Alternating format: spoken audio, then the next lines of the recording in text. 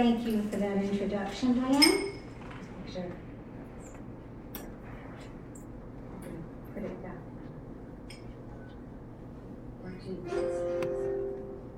That's good.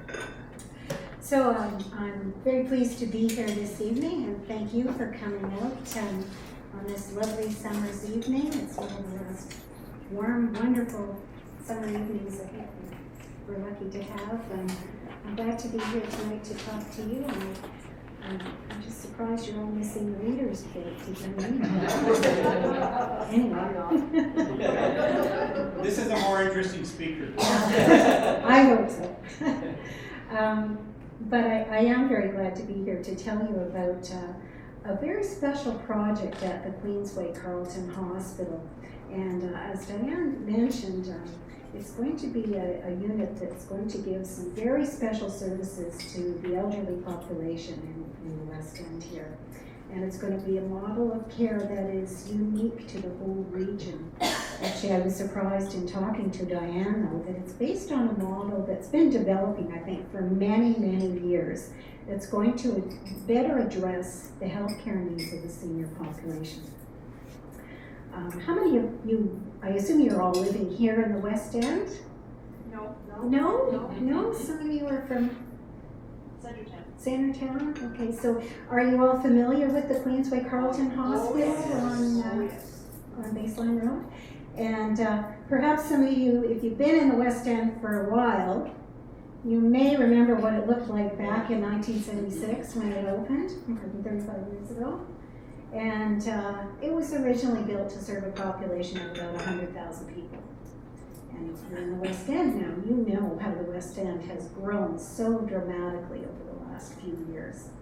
And in response to that growth, the hospital itself has undergone some very significant changes. Just 2 years ago, I'm with the foundation office, by the way, and that's the fundraising arm of the hospital. And just 2 years ago, we closed a $35 million campaign that resulted in some significant expansion and improvements to the hospital. And that's a picture of the new emergency department. That's probably most people's most common and first impression of the hospital is through the emergency department. That was one of our most significant improvements, because now we're serving a community of over 400,000 people. And you think of how Barrhaven and Stittsville and Kanata have all grown so much. So how many of you have been to the hospital? Not everybody. Probably more than you'd like to be. And if you walk through the doors, in the last 2-3 years, you would have seen how much of a construction zone it was. Thankfully, now it's almost all finished for this current phase of expansion, except for this new project that I'm going to tell you about, and it's the new acute care of the elderly unit at the Queensway Carleton Hospital. So as I mentioned, the population in the West End has grown significantly. And the greatest growth has actually been in the elderly population. You may be surprised to know that the Queensway Carleton Hospital serves a catchment area that is as elderly and aging as the growth in the aging population is as high as any hospital catchment area in Canada. So we're right up there with Victoria, which surprises a lot of people in terms of the proportion of the elderly population we serve. So 14% of the population in our immediate catchment area are over 65. Other areas of the city, it's a whole percentage point lower. 3 of the 5 communities we serve are among the highest population of elderly persons in Ottawa. And that population of elderly people is expected to double in 20 years. And actually, because of the demographics of the baby boomers, all across North America, elder population is expected to double in 20 years. So all hospitals are in the same situation of having to change the kinds of programs and services that they offer to meet the healthcare needs of the aging population. Queensway Carleton Hospital, because it's always served an elderly population, has become actually a regional leader in the care of the elderly. And a few examples that demonstrate where we've got that expertise. I heard you mention your husband is having hip surgery, is he, at the Queensway Carleton Hospital. And actually we do more hip and knee surgeries than any other hospital in the region. In our emergency department, about a quarter of the patients we see are 65 and older. We've got a geriatric day hospital on Robertson Road. How many of you are familiar with the day hospital? It's in the Bellemeuse Mall, and it's an outpatient service that helps seniors just maintain their independence, and there's certain programs and services that help support seniors in the community, so there can be some occupational therapy, some physiotherapy, there's social day programs, there's respite care for caregivers who want to leave someone there who has dementia and they can get out and get some errands done. And so that's another service in addition to what we offer in the hospital on Baseline Road. There's a little satellite service in the community. We also have what's called a niche designation. A niche stands for Nurses Improving Care for Health System Elders. And that is an international designation that recognizes our staff's commitment to keeping up to date with the latest research and best practices in the care of the elderly and bringing that to the bedside. So we're constantly monitoring what's new and what's more effective and appropriate in the care of the elderly and bringing that right to the bedside. So building on that expertise and responding to the needs of the aging population in the community, we are building a new acute care of the elderly unit. And this is going to be located on the top floor of the James Beach Health Centre at the Queensway Carleton Hospital. If you've been around the hospital since the expansion was completed, you'll notice there's a whole new west wing. And there's a 3-story building there. There are a new physiotherapy and rehab center in the basement. There's a dialysis unit now. We have 10 new operating suites on the 2nd floor. And the 3rd floor is shelled in. And it was shelled in, so we have the HVAC system, the plumbing, and the electrical are installed, but it's an empty space. And this was constructed while the discussions were going on with the Ministry of Health in anticipation that we would get approval for the funding for this special acute care of the elderly unit. And the province did grant us that funding. So the project was presented to the government, and I'm going to tell you a little more what this unit is going to be like. And in response, the government has granted us about $9 million in funding. Total project is going to cost about 12 million. We have to raise another $3 million from the community. So that's my job, our job in the foundation office. So for every healthcare project, there is facilities development in a hospital. The current formula is that the government covers 90% of the facility's construction cost. Another 10% has to come from the community. Then all the equipment and furnishings that go into the unit, actually, let's pick a price. How much do you think the government funds of equipment and furnishings? Zero. That's right, they don't fund anything. None? No, nothing. So all the furnishing and equipment that has to go into the ACE unit has to be raised from funds in the community.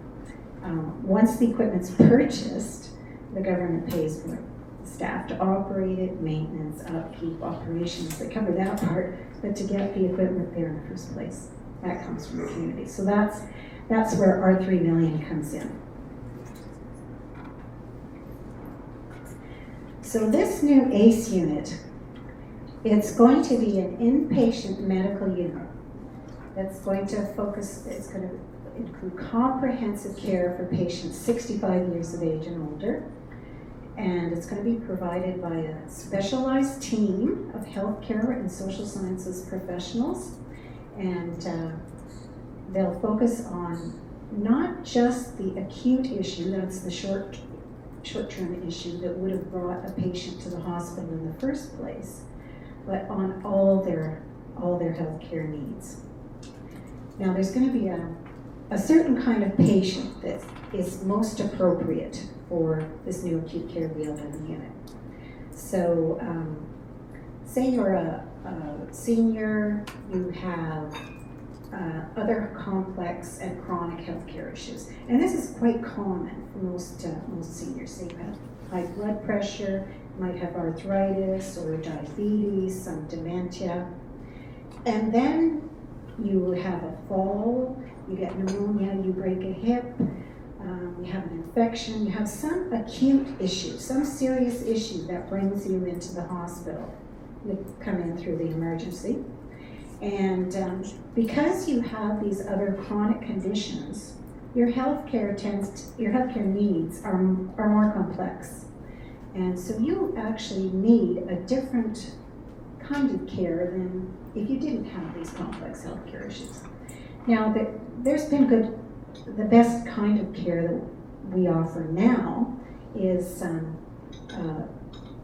based on latest research, best practices, but the facilities and the hospital setting isn't really the kind of design that's appropriate for a newer model of care.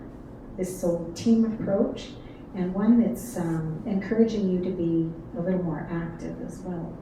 So the new unit will have 34 beds, and it's going to apply the latest research and best practices to patients with complex health issues. And this model actually is based on one that was piloted at Mount Sinai and in Toronto Hospital. And the latest research and best practices show that it's not necessarily the best approach to stay in bed, rest, just and be cut off from all the normal activity and stimulation that you usually have when you're not in the hospital. The Mount Sinai model has used this whole team approach as well to look at all the complex issues and to keep people active and up, out of bed as much as possible. Because when you use the standard model where you're staying in bed and just rest and you're not getting up, staying mobile, keeping both physically and mentally active, for seniors, they find that the average length of stay is double that of younger patients. And for every 6 hours you spend just sitting or lying in emergency or in bed, it increases your stay in the hospital by day. Yeah. And every day a senior spends in bed, just not up, walking, mobile, they lose 5% of their muscle strength. Many of the patients that we will treat in this program have complex health and behavioral issues, and so they need this whole holistic, multidisciplinary approach really to benefit from the program. So we're going to have a very specialized team in the unit to help support the care model. It's scheduled to be open, I have to update this, 2017 now. The functional plans are in front of the ministry. You know what it's like when the ministry gets hold of plans. It always takes longer than expected, so 2017. But the design of the unit that the ministry is looking at now will include 34 beds. Most of them will be in private rooms, so there's going to be 26 private rooms and 4 double rooms.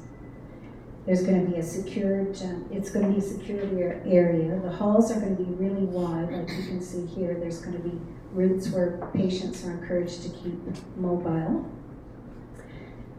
There's going to be accommodation for family members to stay in the room with the patient if they want to. And if you've ever had a family member who's been in the hospital for any period of time, especially if they're elderly, or if it's like your parents and someone you really concerned about, and you're going back and forth constantly and paying the parking over and over again. You know how important it is just to make you feel better as a family member, to be part of the care team, to be able to stay there and be with them and comfort them. And it's also valuable to their recovery as well to have the family members being involved in the whole the care plan. There's going to be a family conference room where all the healthcare team can have a discussion with you, the family members, and you're going to be considered part of the healthcare team as well, all the caregivers and family members. So you can discuss all the healthcare issues and the discharge plan and so on with the team. There's going to be, it's going to be designed with soft surfaces, soothing colors and patterns. Each of the private rooms, well, each of the rooms, there's 4 double rooms, has its own private bathroom, and these are fully accessible, so there's no change in level from the floor in the sleeping area to the bathroom. The doors are wide enough to accommodate wheelchairs and walkers. You can roll a wheelchair right up under the sink as well. And the shower stall is, again, it's all one level. There's no step, no ledges, so you can wheel right into the bathroom as well. And probably one of the most interesting things is you're not going to sit in your bed and have your food brought to you if you can get up and get dressed and go to the diner. And so everyone's going to be encouraged to get up, be as mobile as possible, go to the dining room to eat their meals and socialize.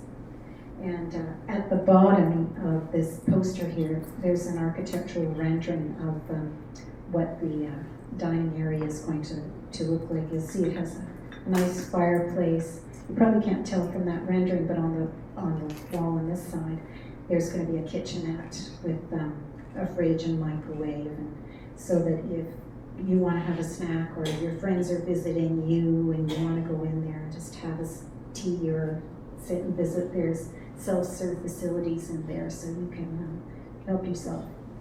And each of the rooms has big windows.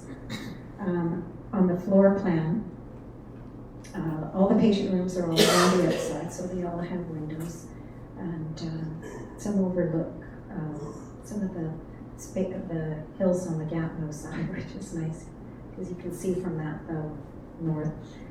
And the doctors get all the window spaces down the middle. So that's the again, the rent that you can see better. It's the same one on the bottom. The rendering of the dining lounge. So we're raising $3 million from the community, and again, that's to cover the 10% of the construction costs and all the furnishing and equipment for the inside of the rooms. You may have heard about this in the news.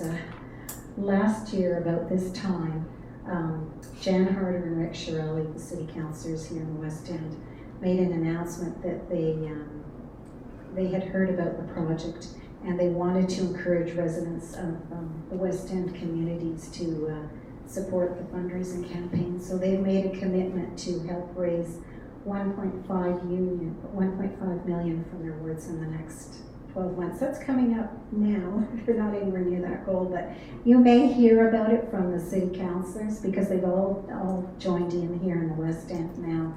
It's called the ACE Ambassadors Campaign. So you may hear about events in the community where they're inviting the public to come and participate. And they're small fundraisers, so we're slowly getting towards that goal. So I was just going to say that once the unit is finished, and this is based on the model that we're replicating from Mount Sinai Hospital in Toronto. With this model of care, this holistic and more active model of care based on the latest research, we expect that the hospital stay for seniors will be shorter. There's evidence that shows the patients recover more quickly, with a higher level of functionality, and they don't tend to experience that physical and mental decline that can happen during more extended stays in the hospital. I don't know how many of you have had an elderly friend or family member who goes into the hospital for an extended period of time and they come out and they've never quite recovered, their functionality. And so this model helps to ensure that they maintain that as high a level of functionality as possible. And that means more patients will be returning home healthier, and we'll have less of that coming back to the hospital, within a couple of weeks after having been discharged. That's it. Any questions? Yeah. What comes to mind is having had experience just recently with a family, an older family member, not my husband. It's the psychological effect that I'm going at. All this is physical improvements, but if a patient realizes that I am of no value anymore, there's this big barrier that occurs, and all of this amounts to almost nothing if that psychological barrier. I mean, am I right in that a lot of elderly people just, they're finished? They give up. Yeah. They give up. And I think the multidisciplinary team approach, I think, is very important to identifying that as an issue and an area of healthcare that maybe has not been addressed in traditional models, and that will be approached or addressed in some way, because all these healthcare professionals are going to look at all aspects of the patient's well-being. So not just the physical, but the social, psychological, spiritual as well. That's part of the model. So, and I suppose that's an evolving field. I don't know what some of the advances have been in terms of, treatments or therapies for that kind of, That's why it's a delicate situation. Yes. And a lot of people are pussyfooting around the issue instead of hitting it. Yeah. And we're just band-aiding. Yeah. Putting a band-aid on the situation. Yeah. So Well, certainly, I mean, I think it's true about mental health care issues in general. That there's been so much stigma and they've been so much neglected for so long. I think that's starting to change. Certainly, well, here in Ottawa, you certainly see it with sort of the progress that the Royal Ottawa has made, for example. You hear about healthcare issues related to mental health more in the news now as well. And even at our hospital, I can say Queensway Carleton Hospital has been guilty of the same thing in all these areas of development and expansion and improvement at the hospital. The mental health care unit is still like it was in 1976 almost. It's part of our current campaign. This is one project that's part of our Advancing Care for All Ages campaign. Changes and improvements at hospitals are never ending.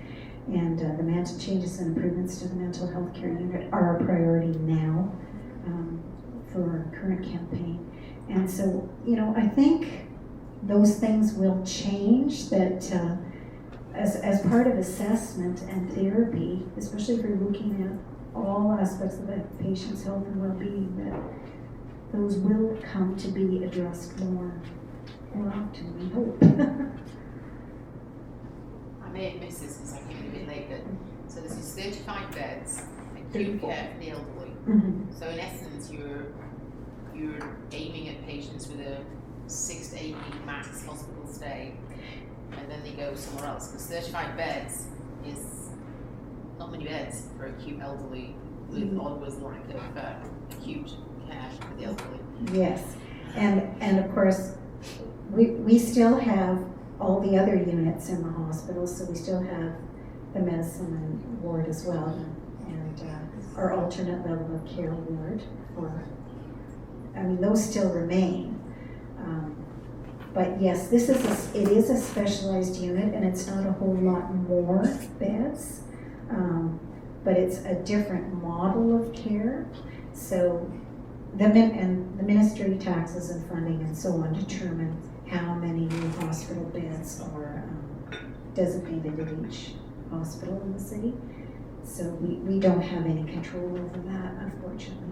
But when you're voting, make sure you bring that up, because there is always a lag between our healthcare needs and what the system actually provides. So it's something we need to constantly advocate for when we vote with our politicians. When is this ACE wing scheduled to open? I know a lot of it depends on being able to raise the funds. Yeah. But how long would the hospital allow that floor to be well- utilized before they would say, okay, we're going to use it for other purposes and not continue to pursue this ACE wing? No, it's a commitment that's been made by the government, and whether we raise the funds in time or not, it's the process is the government's approved the funding. We've developed the plans, so between funding and now was development of the plans. Plans go back to the ministry for approval, so that's where we're at right now. The ministry is reviewing the floor plan and every aspect of the design and so on. Once those plans are approved, they come back to the hospital. We put them out for tender. Takes 2 to 3 months to determine the contractors. Once they're selected, construction starts, and it's about 18 months from the time construction starts to completion, and the doors open and we're accepting our first patients. So that's the process. So we expect the functional plans to be approved within a month or two, contractors selected by the end of this year, and then 18 months from then brings us into 2017. Okay. You had mentioned or used the phrase a campaign, a fundraising campaign. Yes. Now, is the campaign specific to this wing, or is it just a general campaign raising funds for the hospital? And the funds will be made available to put equipment into this wing at the appropriate time, because there's this ongoing campaign. Yeah, we have an ongoing campaign which will run another 6 years to raise 30 million. This 3 million is part of that 30 million. Okay. And we have to raise it sooner because it's a priority project. Yeah. Yes. And you have 34 beds, Yes. eventually. Yes. What are your options when 35 turns up? They wait. Yes, well, 30, we expect it will probably be quite full most of the time. And here's how people will get selected to go streamed into this unit. So you come in through emergency, you have complex health issues, you also have some acute issue. There's a geriatric emergency nurse who will do an assessment right there in the emergency. And if you're the kind of patient who will benefit from this holistic care, and you will do better because of your complex health issues in this unit than in a regular bed, you'll get streamed into there. But when the beds are full, again, we'll have to have patients in another area of the hospital. So they'll get the same model of care because we still have the ACE team. They just don't have the nice, new, modern, comfortable facilities with the fancy dining room and team approach consultation area and so on. So they will try to rotate patients in there as much as possible as needed. So. I mean, the idea behind this is not long-term care. Not It's long-term assessment. care. It's not long-term Not staying care. there forever. That's No. right. That's the important thing to know is Yeah. it's acute care. So if you normally had, pneumonia or an infection, and as well as your other diabetes, heart disease, whatever, and you were in the traditional model of care, you might, because of the way care is modeled now, being there for 12 to 14 days, you may not come out with as high functionality as you would if you were in this other unit. So it'll be a triage process. There'll be no doubt that the people who need this kind of care and will benefit from it the most will be moved into there. And you know, it could very well be that there won't be enough beds for, at times, just like there are now. You know, there are times in our hospital, and we hear this all the time. It's called a capacity alert, and the whole hospital is put on notice that every bed is full. And in that case, there is a protocol that goes into place where the nurses start assessing every patients in every bed to see, you know, who's going to be able to move out a little quicker, or, you know, the doctor who was supposed to be here 6 hours from now to discharge a patient, can he come in now to discharge a patient? So there are processes that will happen even when this unit is full as well, to make sure that, you know, the most appropriate patients are getting the most appropriate care.